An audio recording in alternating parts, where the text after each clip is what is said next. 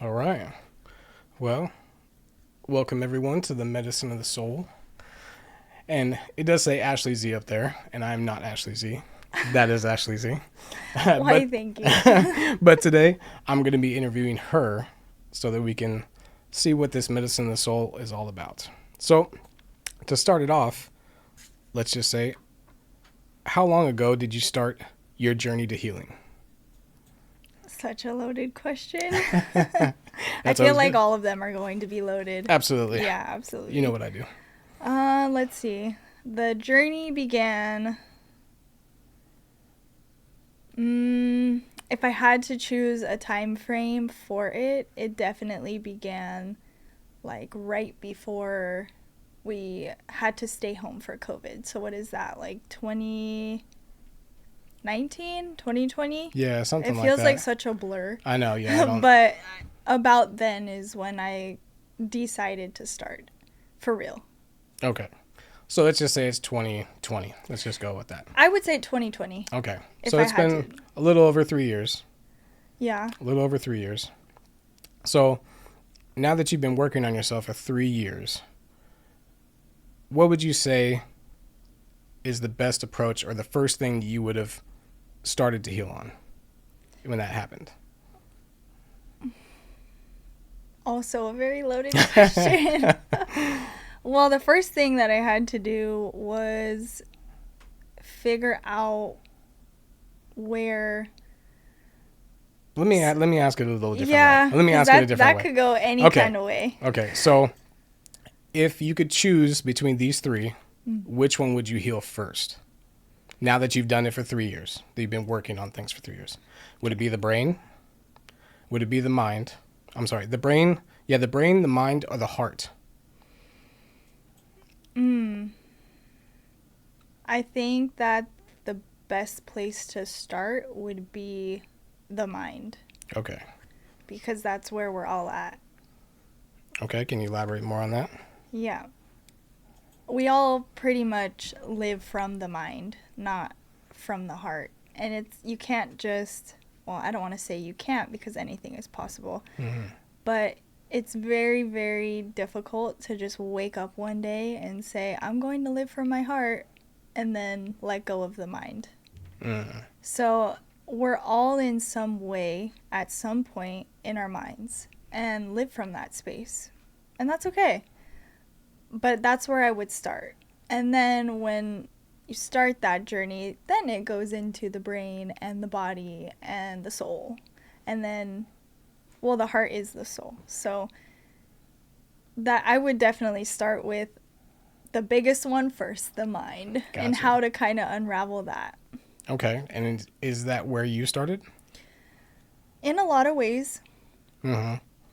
yeah, in a lot Okay. of ways, I started in the mind. I mean, I had to start with why did I make certain choices?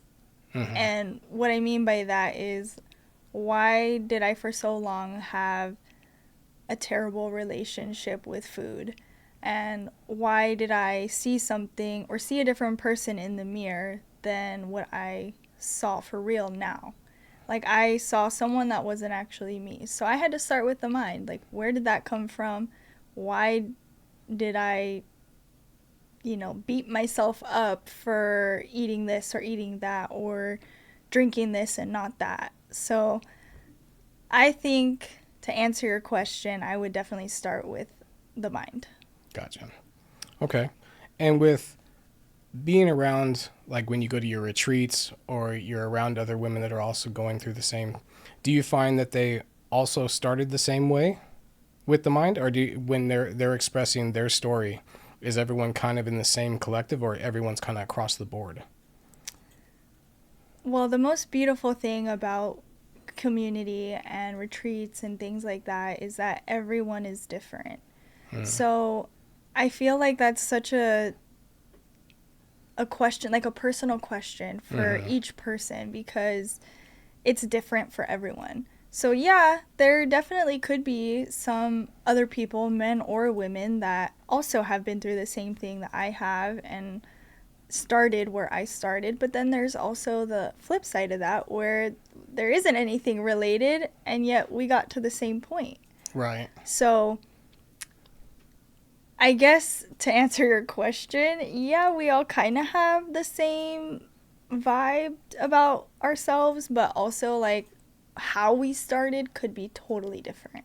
Right. So let's say like when you were going through that and you were asking yourself, are you asking yourself that question? Like, is there something, if there's one thing I could change, or I know there is one thing I could change, and that's what starts the path? Because I know there could be a multitude of things, but it's like there's that one thing that it's like that's the one that's going to start me. I don't think that there is one thing. I think maybe there could be. There could be that one thing that maybe has been following you forever, but I think it builds and builds and builds. So it's not just, at least in my experience, that one thing that I was like, oh, I have to change that. Oh, I have to start there. No, it was little tiny things building up to where I just had to. I had to choose differently, because if I didn't, then I would still be in the same place. And I feel like almost everyone has that moment. Right. So, but that moment doesn't just encapsulate that one moment, but it was a bunch of little things that build up. Right. To get there. Sure. And so maybe for some people it's that one thing that's been following them forever, but then on the flip side, it's maybe a bunch of little things. Right. That, you have that voice in the back of your mind that's saying, I don't know. Wait, is that really me? But then you have that other voice that's saying, yeah, that is you. This is what you've been doing forever. So what do you mean? What do you mean you're going to choose differently? Sure. Like, this no, is what you've always done. Why would you change? Yeah, right. This is what you've always done. You've always woken up and had a protein shake. What do you mean you're not going to?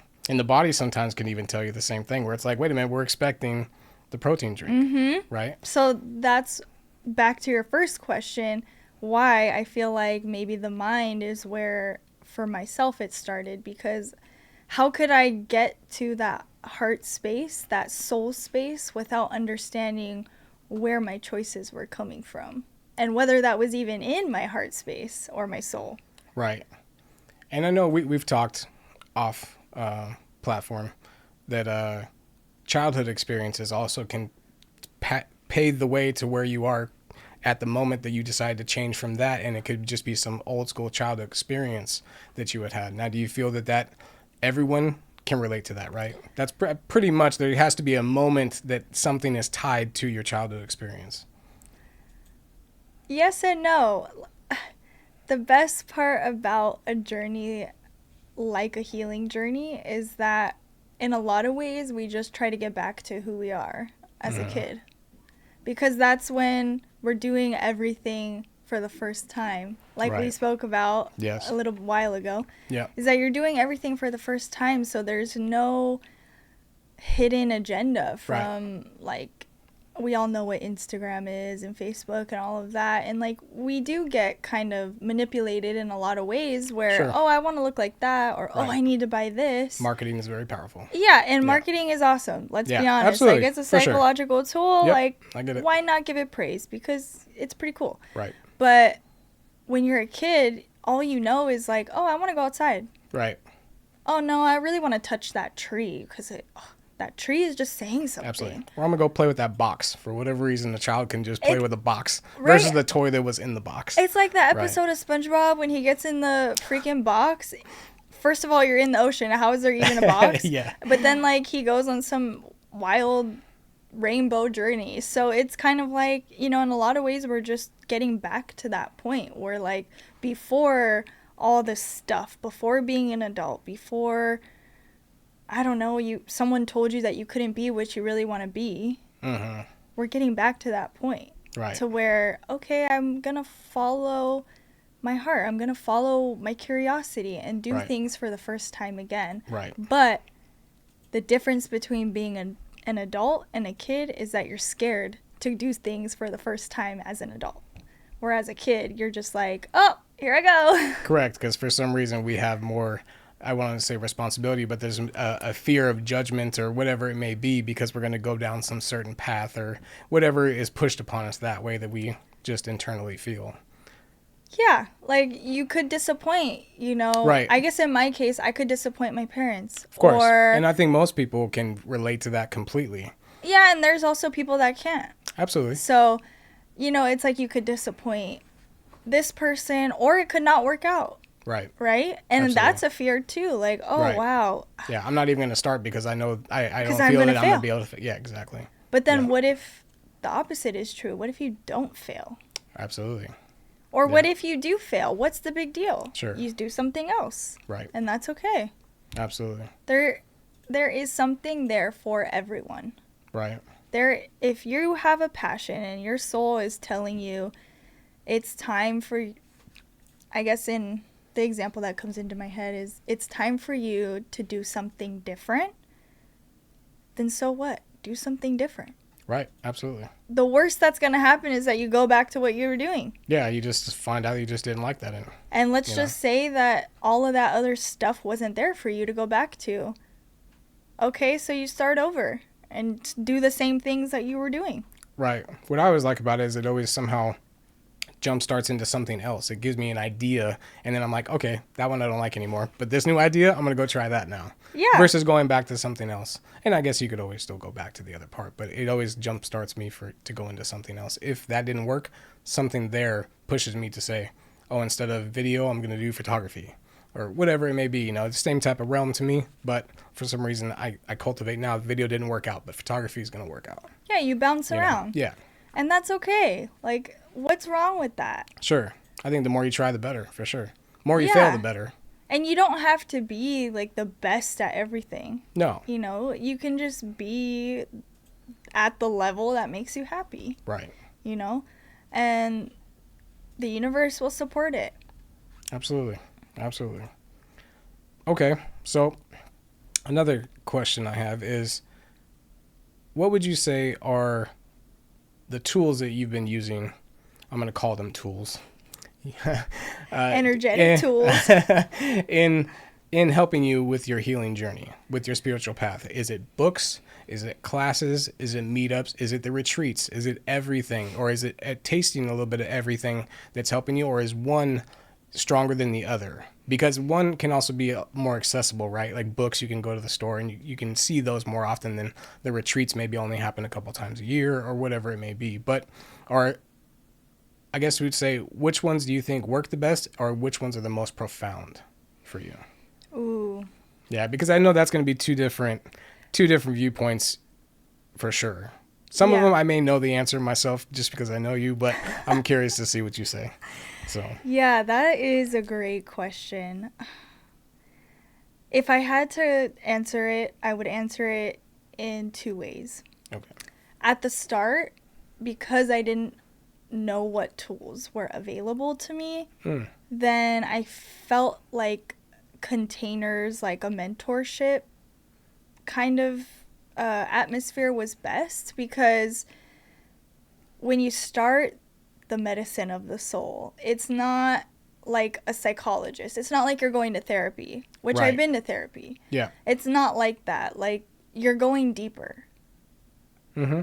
And you're the only person that can go there. Like, the mentor is not going to sit there and tell you, oh yeah, this is how you feel. Like, they're going to give you the guidance on what questions to start asking yourself and to really get yourself to sit there and answer them. Because they want you to do the work. Because they want you to do the work. Right. And so they're only there to give you the tools on, like, how to get in touch with yourself. Right. The and guide, how, I guess you'd say.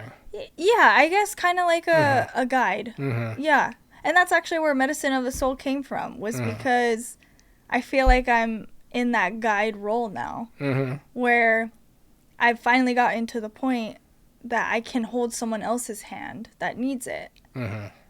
But they also have to be ready for it. And that's where the containership helped me, was I didn't just go to one person. Like, it started with one person. Yeah.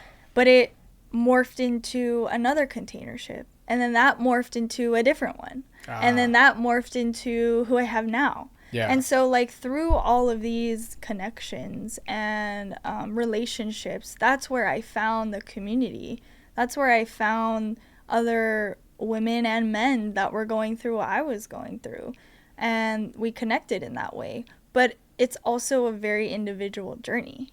Absolutely. And it makes sense because even if, let's say, you go to your first one, that you get to actually have someone to try to help you guide, but for whatever reason, you're just not connected to that person. So you have to go to another one. And I just think either the one helps you and you can go on your path, or you may need multiple times to where something's going to click and then it starts you on your.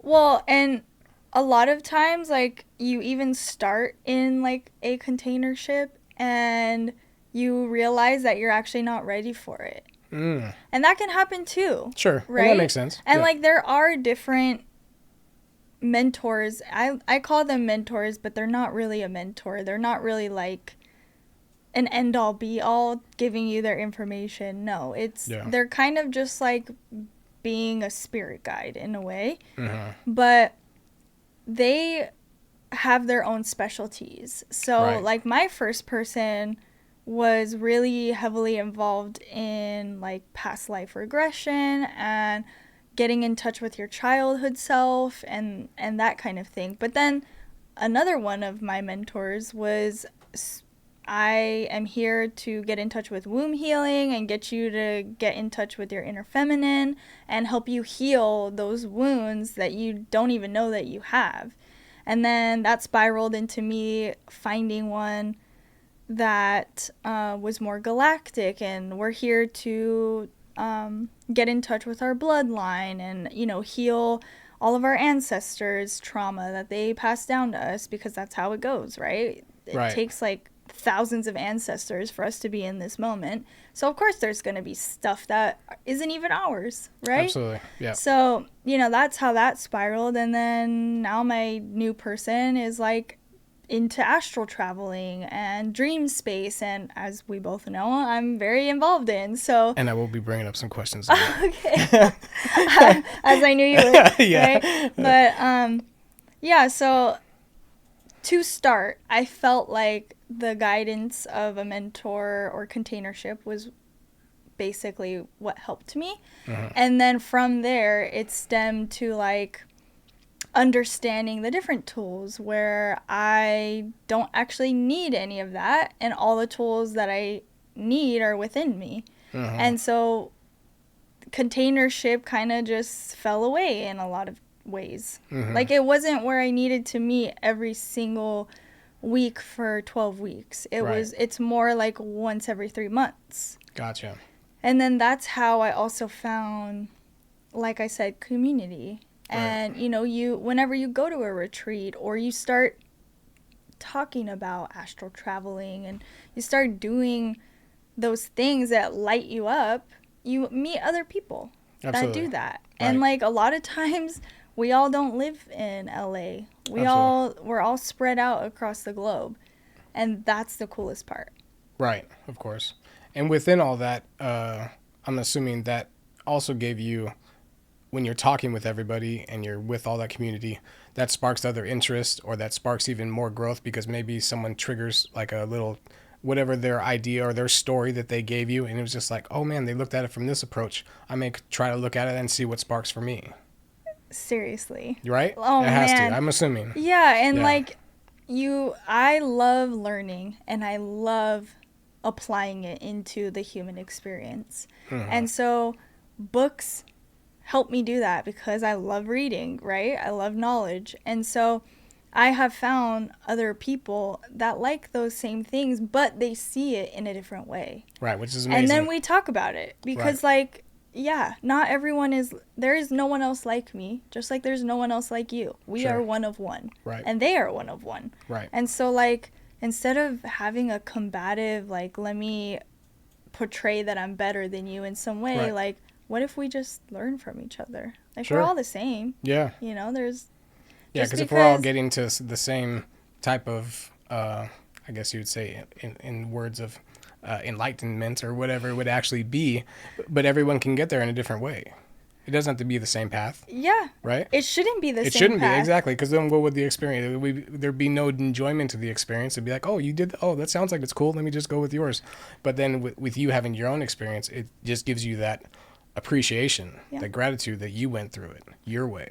But that's the thing about having a guide, is that there's something that resonates that you see in that guide. Like, for instance, I'll give my experience. In the guides that I have found, or that have found me, what I like to say is that there was an aspect of them that I coveted, or that I was afraid of. Right. And I realize now it's because that always lived within me. And so I was afraid of that aspect of me. Sure. And so with that, like, the years later, after I've reflected on it, it's like, holy shit. Mm-hmm. They just had what I hadn't found yet. Right. And I was scared of it because obviously it was down deep. Right. So you kind of just pushed it away. It's like, Pushed I'm it not away. going to acknowledge that. Not right Yeah. now. That's not going to, yeah. Yeah. Yeah. And people do that all the time, regardless if they're on a path or not. People do that in general, right? And Yeah. we just don't work on it enough to actually look deeper into ourselves for finding those answers. Yeah. The most amount of power you can have in this life is truly loving yourself. Because then nobody has any power over you. Nobody or nothing. Let's see. And would you say that, so with all these tools, I'm sorry, I wanted to ask one more question. The first time you went to the mentorship or the containership, did you choose the topic that they were good at? You did not. Okay, that's what I was wondering. I did not. This Okay. was... Now, was that by your choice, or you just heard from someone, like, just pick somebody and just see? Or you just No. decided? So with the types of programs that I've been in, it's actually something that you have to interview for. Because not only do you have to figure out if it's right for you, but you also, the person that's in that containership with you also has to figure out if they're a good fit for you. Oh, It's not just okay. like sign up and there you Yeah. go. No, it's like you have to make sure that you both are resonating on the same frequency. Or maybe you're not on the same frequency, but like that you're open to it, and they have to be the ones to decide that. Wow. Because they're giving you a lot of energy being in that containership. So they're not there to just have anyone come through, because you can just have anyone come through. Sure. Right? It's like a master class. Right, exactly. But a containership is so much more, because the amount of things that you talk about, that you become enlightened on in your own field, they're absorbing that. So they have to think about themselves too, and whether you're a good fit for them, because it's not easy being a mentor. Sure. In that way. Right. They're seeing aspects of you that you don't see. Right. And you have to basically dig through the dirt and sometimes crawl through the mud, and they're there on the other side holding your hand. And so it's not just oh yeah, I found this person and it was great. Although how I found mine is pretty funny. So my first person I actually worked with at a bar. And like I always kind of saw her and like always like envied her in a way. But like looking back, I realized I really didn't envy her. It was just like there was something about her that I just wanted for myself, I guess. Yeah. Which I guess could be envy, but I promise you it wasn't. It was like an aura she was putting off. Yeah, it was like just an contagious aura. or something. That was just, yeah. Yeah, and she wasn't even like super into the spiritual stuff at that point. Because fast forward 4 years later is when she launched her like spiritual business. And I just happened to be watching an Instagram like post. This was before Reels, so it was just like a story or something. Sure. And I saw it and I was like, oh my gosh, I know her. Like, that's funny. yeah, I know her. I don't even know what she's posting about. I don't even know, but I know that this is what I need. And it's funny that it found you. And that spirals me to my next Right. person. That's how I found my next person, is Mm. that because of who I went into containership with first, I saw a story randomly of Mm-hmm. my next person. And I was like, womb healing, that's it right there. I need that. I don't know why, but I need that. Yeah. Like, you feel it in your body, like something resonates. And then I saw from her Sonia, and then I was like, Sonia, like, I need to do the bloodline stuff and the astral stuff. And then that's how I found the last person, who also is tied in with the other three.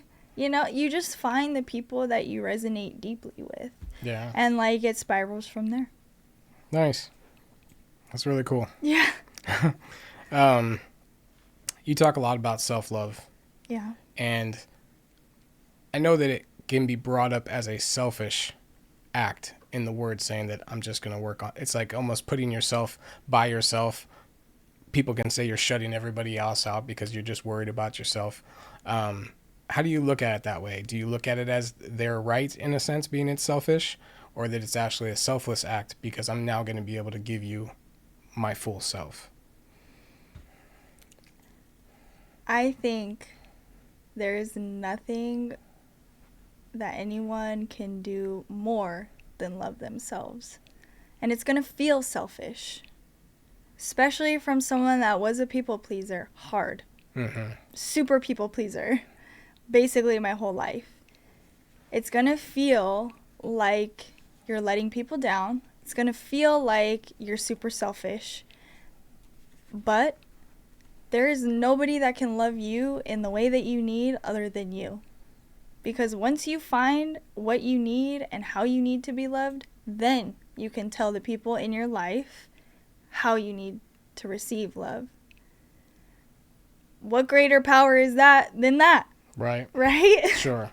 I mean, I know that seems like a wild concept, don't get me wrong, and it's not easy to get there. Sure. Right? I mean, here I am, and sometimes I have my moments where I'm like, oh, right? But, And that goes from every aspect of life to, and it's probably, every person is different, but just because I know you a little bit more, it could go to your diet, to how you work out, or how you're healthy, what you choose to be a healthy lifestyle.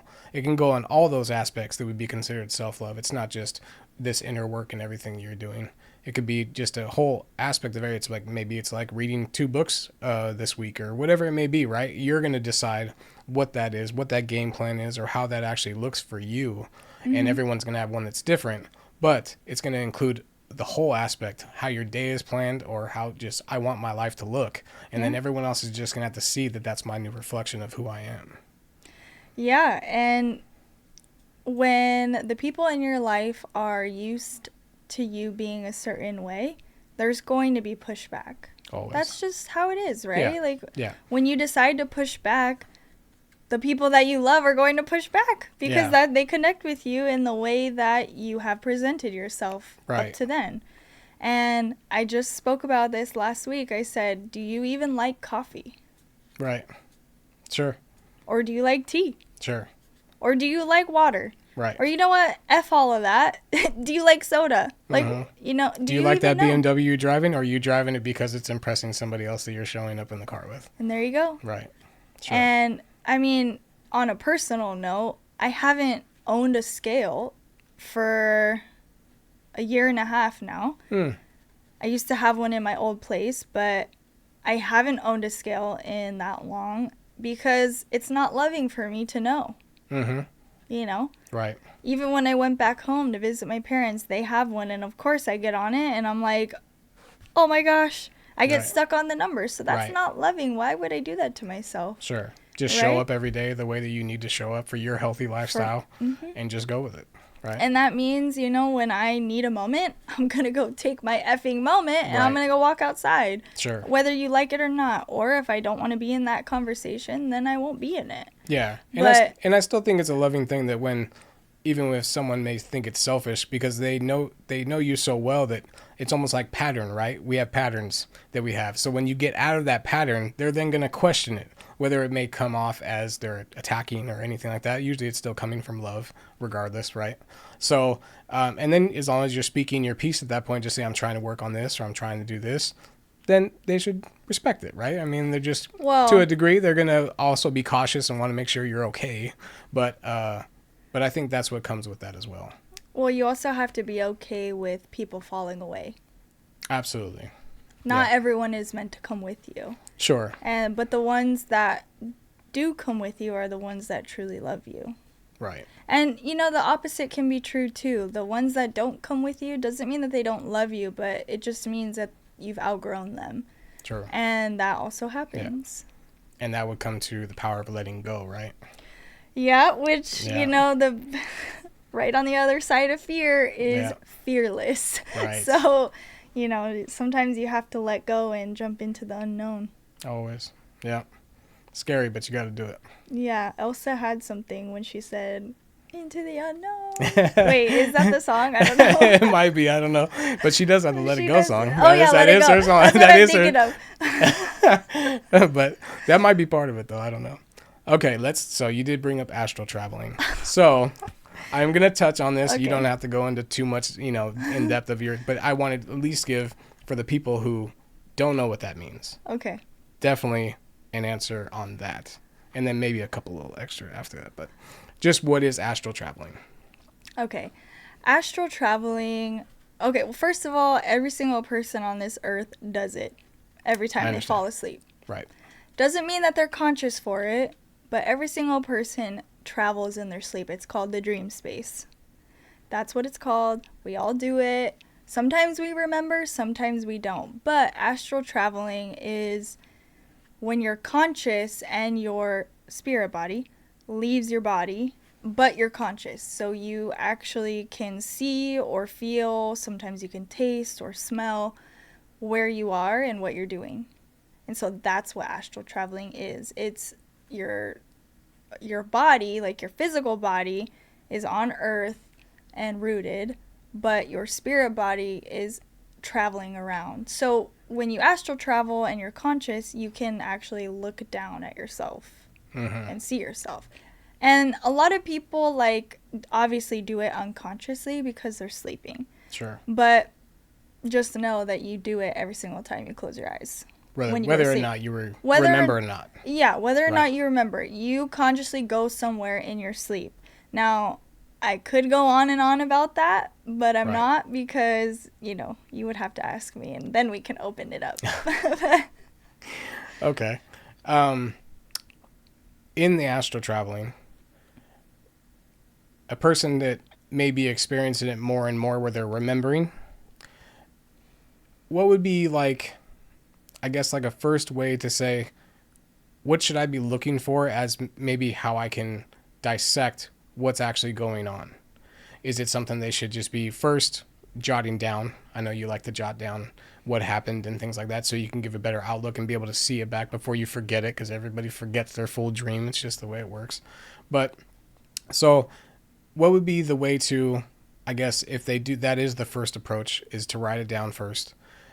How would you, I guess, look at that, whatever that dream was, to be able to either turn it into, is it trying to help me? Is it trying to warn me? What are the little things that you should be looking for in that? You mean in your dream space? In your dream space. Well, so this is you don't want to do any work Before? you don't want to know about what astral travel means. You're talking about Well, I guess, I wake up from a dream, what should I do?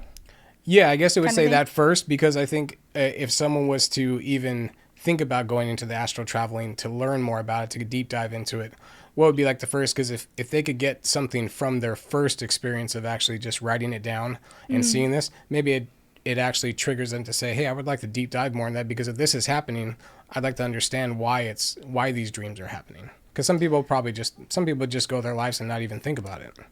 Well, of course, most people do. Most people do. Well, before I answer that question, and you're going to have to ask me again because I might forget, You're but okay. the first thing that I really encourage people to do whether you want to know about astral travel or not, Yep. it's to become conscious in your day-to-day life of the moments that you space out. Mm. So in the Okay. moments that like someone's talking to you, it's happened to me before, or you're kind of just doing the same old thing, and Sure.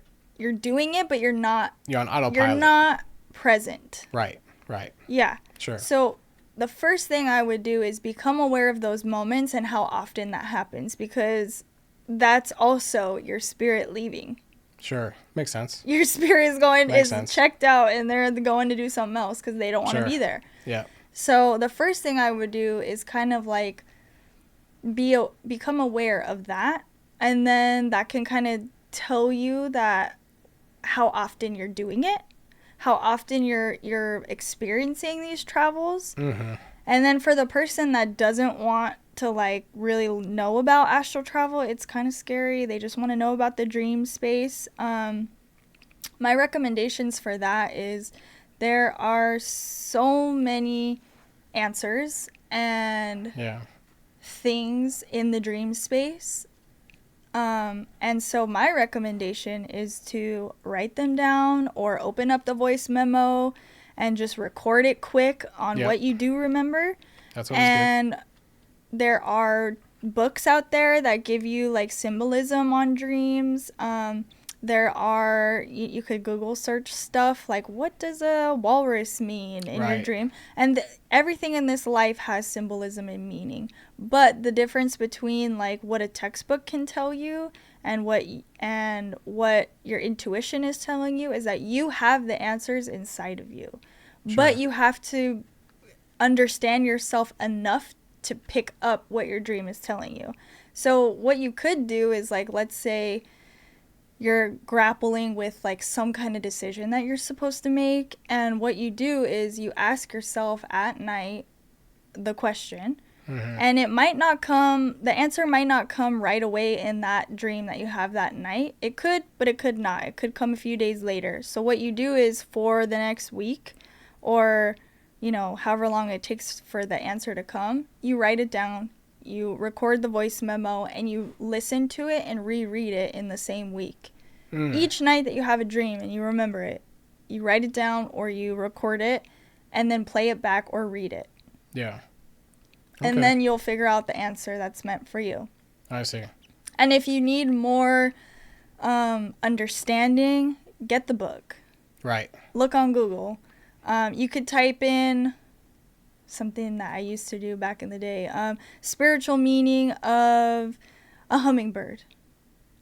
Well, hummingbirds mean like relationships, transformation, or like a butterfly, medicine of the soul. Right. It's like a butterfly is the only insect on this planet that turns himself into goop to become something else, to transform into something else. And so it's like you're melting your ego, you're melting everything that you are up to that point away and transforming into who you really are. Gotcha. And so the dream space can be a way for your subconscious to become conscious. Makes because sense. your subconscious isn't ever... It's telling you something. It's telling you something, but oftentimes it might not be what you want to hear. Of course. It might not be what you want. Sure. Right? Yeah. But the subconscious... But it's telling you something for a reason. Yeah.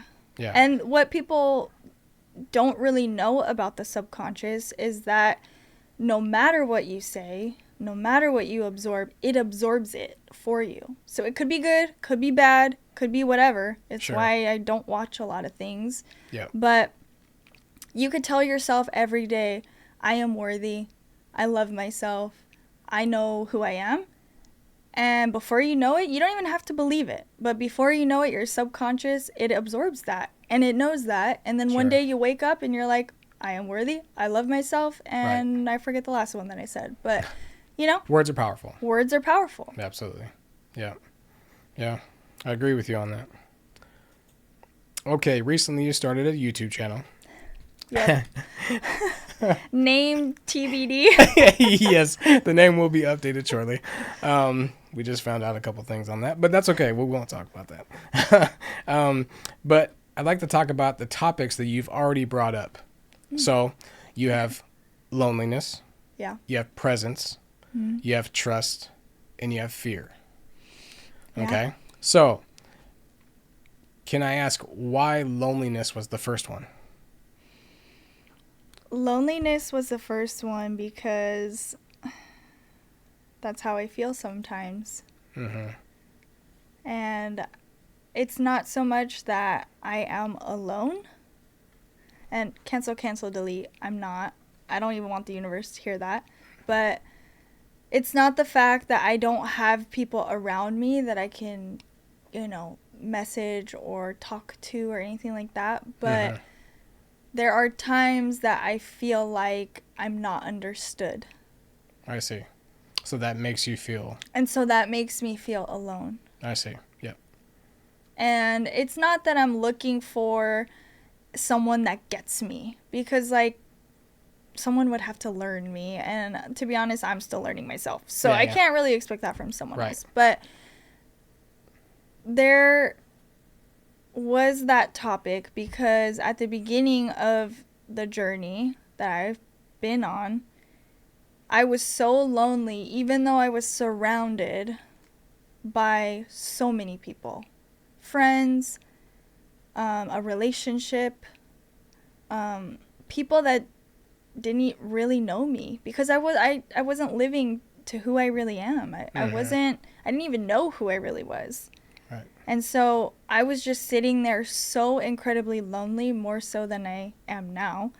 But it got to the point where I was like, I'm living with this person and I have a roommate, and yet why do I feel so alone?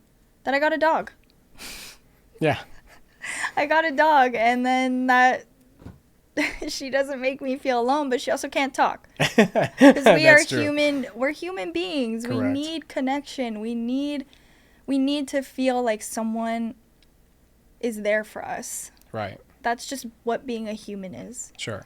Understanding who we are and accepting. Yeah, or like finding someone or finding a group of people, or even just one person really, that accepts you for who you are, but you have to know who you really are too. Of course. Right? Right. And so that's why that was the first topic, loneliness, because I know who I am now. Yeah. And yeah, I'm still learning, but I know who I am now. So you know who you are at this moment. I know who I am at this moment, and I know I'm going to grow. I know things are going to change, and I love that. Absolutely. But my core being, what makes me me, I know who that is. Right. And I am calling in those people that accept that. Sure. That trust that know I'm going to grow, and yet they still want to be there. Yep. Right? Of course. And so that was the first topic, loneliness, because not only did it apply to 4 years ago, because my journey really started 4 years ago. Yeah. Not only did it apply then, but it also applies now, but in a different way. Right. Okay. And do you think that, so we have those 4 topics: loneliness, presence, trust, and fear. Do you think they work individually, or it is a full collective? I'm sorry. I always just want to know, because is it something that can only be separate, or no matter what, they are tied to each other? Well, in my experience, why I had been making those videos was that was something that came up for me in that moment that I felt I needed to share. So yes, it's individual, but if you really like on a high level look at it, let alone look at everything in this life, it's all connected. Sure. We're all connected. Right. So the videos themselves were an individual moment, or like moments that I had been through in that week. But yeah, they're all also connected. Yeah. And that's what I feel when as I've seen you post the videos over the time. It's almost like, yes, at that moment, they're just that one section, but it's like there's a puzzle that's being built, and every one of them snapping into place until, before you know it, eventually, whenever that happens, the puzzle may be done, or there's still going to be pieces that have to be pulled, you know, so to be put into place. I think I'm just creating the foundation of the puzzle. I'm like the border or something that, right? There you go. I was thinking of Legos. I know the engineer in me, like, you know, sure. Legos. But I'm creating like the foundation of these little tiny instances that are all interconnected.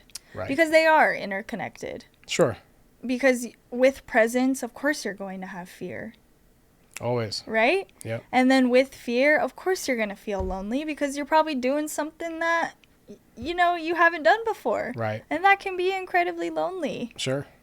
You know, I mean, the minute that I gave up alcohol, it was going to be super lonely. Yeah. And I knew it was going to be. Of course. Because you don't want to go to the bar anymore. Right. You don't care about sports. And I Sure. never have. But, like, you don't care about those things. So that can be incredibly lonely. Yeah. But then when you have trust come in, you have to trust yourself that you're making the right decision. Yeah. Because you're staying present with yourself in that moment, knowing who you want to be from this point forward. Yeah. Right. And with presence and with trust, there's this thing about goals. Right? We all, like, always get asked, what are your New Year's goals? Or resolutions, whatever they call. Or, like, where do you see yourself in 5 to 10 years? Right. Or, you know what, 20 years? Where do you see yourself? Do you know how negative that is? Sure. It's like, saying you don't even want to. It doesn't. You don't even want to be where you're at right now. Right? You're not even okay with anything at this given moment because you're projecting yourself 20 years from now. Right. And that's the thing. Yeah. And have you ever, like, really gotten in tune with when someone asks you that? Like, does it feel good to you when someone's like, where do you see yourself in 5 years? Right. But I think we've been asked it so much that it makes you go back into that realm of like, oh, yeah, I can ask you. I can answer you what I want that to be. It's like I won the lotto and I already think what I'm going to have versus saying, right now I'm just working on this. I have no idea what's going to happen. It would be cool if that happened. But right now I got this I got to deal with. Right? Yeah. So what I'm saying is you have to trust that your presence matters and that it's more important than what you're supposed to do in 5 and 10 years or 20 years or 30. Right. What if I don't wake up tomorrow? Absolutely. Yeah. Am I going to be cool with what I'm doing today? Well, if I'm not present, how could I? Sure. Because what they always say that what you do today, your future self will thank you for. So it's today that you're actually supposed to be doing it. Yeah. Now, I'm not saying don't have 5 to 10 to 20 year goals. Right. But like, let's reframe it, and or like something that I did was write myself a letter to the woman that I'll be in 5 years. So I didn't even write about what I had or like, you know, I just wrote down how I'm going to feel and what that looks like. But like cool. Didn't morph it into physical things. I just not materialistic. Yeah, I mean like kind of like was it I mean I know where I want my dog to be in 5 years. You know what I mean? But I didn't like sit there and go like I'm gonna be driving this car and have this business and blah blah blah. Like I didn't do any of that. But I just wrote myself a letter about how I'm gonna feel about the woman I am in 5 years. Now, did you get that just that was just an idea that popped up, or is that something you learned in some of your groups or anything? A little bit of both. A little bit of both. Okay. Yeah, I mean, in the kind of spaces that I'm in, journaling is just like a big thing. Sure. You know, I mean, and it's not like you're going in there needing to dive into some heavy topic every single day. No, but it's just like, what are my thoughts today? Yeah. And like starting to really keep track of like what you actually think about, right? Sure. Well, it kind of turned into like a journal prompt of let's forget goals, and then morphed into like I'm gonna write myself a letter. Okay. Yeah. I like that. That's how it went. That's cool. Okay, let's see. So, with the YouTube videos, now that you've released a few, how would you say, do you think that, not that you should care or anything, about how people have been perceiving those going out? Have you had people asking a lot of questions? Have you had people more opening up to you because you've been opening up to the world in that sense. I mean, it is, it's on the web, so it is open to anybody. So just that act of courage to do so. Have you seen either your friends or family or just random people that you maybe don't even talk to really, but everyone's got those people on social platforms that, oh yeah, I went to high school with them. I haven't talked to them in 20 years, but hey, you know what I mean? So have you seen a response from that in just you making the decision to start posting? Well, in short, yes. Okay. I've seen a response from people. And like you said, it's anywhere from someone that I've known in my day-to-day life now up to someone that I have not seen, let alone spoken to since I was like 14. So it's like a wide range. And Yeah. anytime you put your word out there or your pictures or whatever, you're opening yourself up to not only like the good things that people say, but you're also opening yourself up to those that don't resonate with what you say. Correct, of course. And Yeah. so there's always both. Yeah. And I personally don't care, like really just don't care what anyone else thinks about me, let Sure. alone says about me, because I know like in my heart who I am and what I am talking about can help someone that was in that same point that I was in or that I am in now. And so that's what matters more. I don't care about what people are going to say. In fact, my dad just found out I had a YouTube channel. And like, he doesn't have social media, Sure, of so, course. whatever. And I personally like don't spend a lot of time trying to do social media either, so that's also a thing. Yeah. But yeah, it's been good. There's been some pushback a little bit because they are charged topics. Of course. Always, right? Yeah. Because there's always going to be someone that doesn't want to listen to what you have to say, and that's okay. And that's okay because, I mean, we've talked off that these are really for you. Yeah, Right? I mean, honestly, in every single video, who I'm talking to is the person that I was 4 years ago that needed someone to talk to them in the same way that I'm talking to them now. Right. And so I don't see anyone besides that person. Sure. And whether I have 0 views or 5 million, Right. it's the same to me. Yeah. I'm not doing it for anyone else but me. Yeah.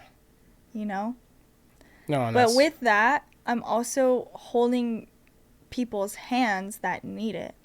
Right. That have opened up themselves to you at that point. Yeah. Right. Which I have gotten feedback like that too. Like, you're so, what was the last one that I just got? She was so sweet. Or no, it was a he, actually. He was like, you're so brave for putting your voice out there. I can't believe that you're doing it. Like, but what you're talking about resonates so deeply. And I'm like, that's exactly why I'm doing it. Because the people that need it are going to see it. And Right. that's all that matters. And that's all that matters, right? Yeah. And they're just realizing what they need to work on. Yeah. Right? Yeah. And people can be the greatest mirrors for us. Of course. Anyone that we interact with on a day-to-day basis, whether it's 5 seconds or 5 years or 5 millennia, whatever. Yeah. They reflect back to us what we're going through. And for some people, that can be a trigger. I don't want to look at that. Right. So I'm gonna like say something. You need to get off this. You need to whatever. Right. Because yeah, it's triggering. Sure. What I'm talking about is not like, oh, go buy this shirt. Yeah, sure. Right? Makeup, No, I'm not whatever it talking be. about any Right. of that. Like, Yeah. I'm talking about some Yeah. deep, deep soul work. Exactly. Which is scary. So it's going to be triggering. It's okay. Absolutely. In this journey, how would you say now, 4 years later, right? We're saying 4 years later. Yeah. How would you say that has now changed or helped your day-to-day life? The normal day-to-day life that everybody has, the career, the just getting up in the morning, your routine, how you are with your people. Most people have an animal, how you're acting with her. How has that changed you in that way versus what you were before? Well, what I was before was on autopilot. Mm. What I was before was go to work, come home, make dinner, go out on the weekends. Mm-hmm. Or go out during the week. Sure. Escape. Right, escape. Distraction. Yeah. Anything that kept me from having to sit there and realize that it wasn't working. Like, whatever I was doing was not actually good for me, right? Yeah. So, now in my day-to-day life, I don't know what's on TV.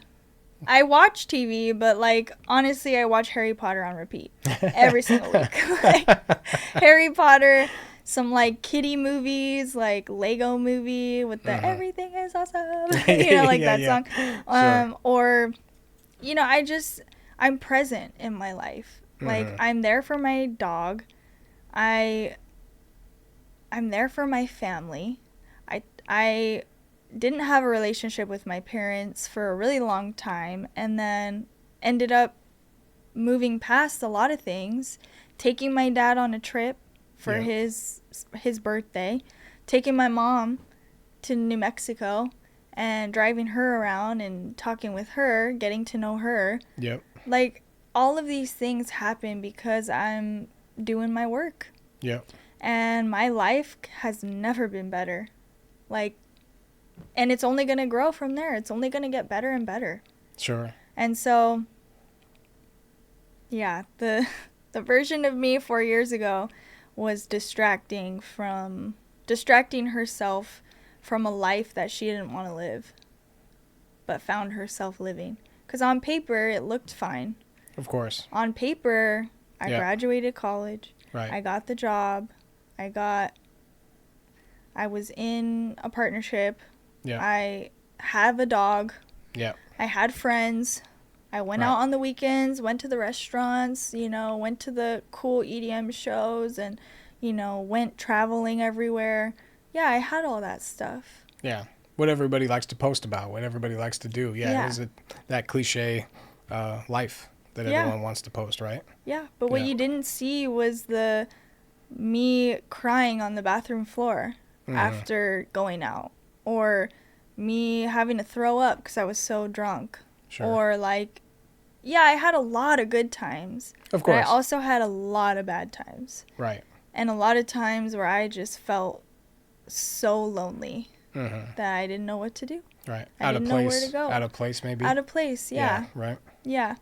But I was just talking about this with someone else where, like, the whole reason I would drink so much, and, like, I was never addicted to drinking. I need to, like, rephrase that because I've brought it up a couple times. But I never, like, had an issue with that. But I just had found that if I had, like, 2 or 3 drinks, people would actually start talking to me. And so that's why I would start drinking, because I found if I wasn't, like, a little, turned a little bit, no one would talk to me.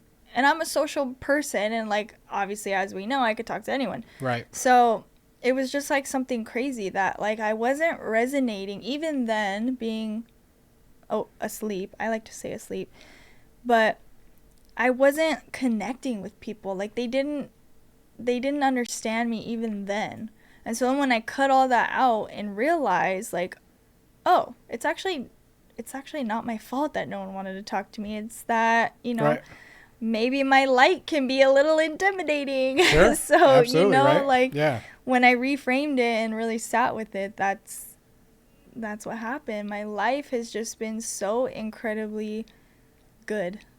That's good. Yeah. And there are some people, right, that they're so like tunnel vision. They're not even open to any other kind of conversations or whatever it may be, right? And they just don't like it. So it does put you, but that's why we go back to community. Community is a lot better because you already have your people, but then you can also exist in this other because you're okay with other conversation. It's not a problem. Yeah. But, it's just some people can't adapt that way. Yeah. They're just and not those people. The last retreat that I went to, I was just talking with one of my really, really beautiful souls. And she was like, yeah, I remember at the retreat, like, it was a very solo journey for you. Like, you were pretty much not talking to anyone, and I even called you floaty and blah, blah, blah. And I was like, reflecting back to her, my experience and what I've learned, it's almost been a year since that retreat. So Okay. I was like, it was an incredibly solo journey. Like, I did not really talk to anyone that weekend, but at the same time, I developed these beautiful relationships, even though we only spoke like 3 words to each other. So it's like, Is that because you were taking it all in, or was it just like a shock and you were just processing, or? well, so the retreat that I went to, like, it's a ceremony based on female empowerment, Okay. but there is also that aspect of a ceremony around mushrooms. Gotcha. So, like, in the whole entire 5 days, Yeah. I wasn't there taking mushrooms. It was only one day that I did, Yeah. right? Okay. And it's a ceremony. It's not like, oh yeah, I'm just gonna take this mushroom. Like, no, it's Right. a medicine person that Correct. like blesses the mushrooms. Like, it's just not something that's Right. like whatever. It's a full process. It's not just a, hey, eat this. Yeah, and like we all know what mushrooms are. Correct. We can get access to it now, but no, these are like legit. It's a ceremony. You have a shaman, like that kind of thing. Yeah. And so with that journey, there are a lot of people that like feed off of one another in their own journey. And for me, it was like I'm laying on the ground and seeing the person that I've been up to now and basically battling with her and letting her go for real. So it was a journey where I literally was on the floor not talking to anyone and had my eyes covered because it was like a very internal process. Sure. But then on the flip side, there's people that it's very external and they want to giggle and be childlike and like expressive. Yeah. Yeah. And so like it just depends on what the medicine is there to show you. Right. And that's different for everybody too then. And that's different for everyone. And some people aren't even called to medicine, right? And Sure. you don't have to be. Yep. Like, I makes sense. personally am not called to it now, Maybe at some point I will be again, but right now, like, it's all internal work. So, we'll see. That's awesome. Now, let's go back to distraction. Okay. So, I guess how would someone recognize distraction? How would they actually see that there is things that are blocking them from either doing the inner work or that's maybe like stopping them from being that person that they know they can get to? What's something they could actually either try to figure out how they could see those distractions or just realize that they need to change something? I think the Or I would say easiest- grow. I don't like to say change. Yeah, But 'cause- grow. Yeah, I guess you're right. Change is kind of, but Yeah. I think the best way to just kind of gain presence and keep yourself from being distracted is to just sit with yourself. Make time to sit with yourself. Doesn't even have to be that long.